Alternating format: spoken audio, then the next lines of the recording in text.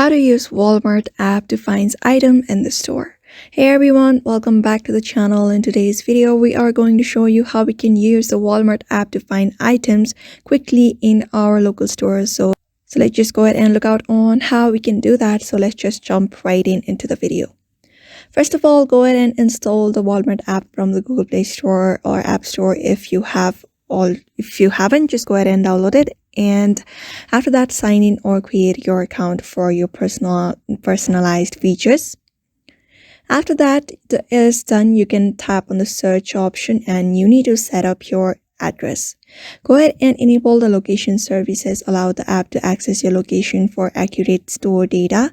And then go ahead and you may just go ahead and select for the option for your nearest Walmart store. That will ensure your aisle numbers are accurate.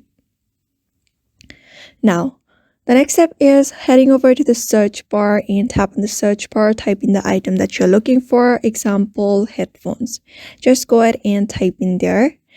And after that, you will be finding different options here. So you just gotta locate the item that you want to purchase. Just go ahead and look out for the offer that you want to purchase.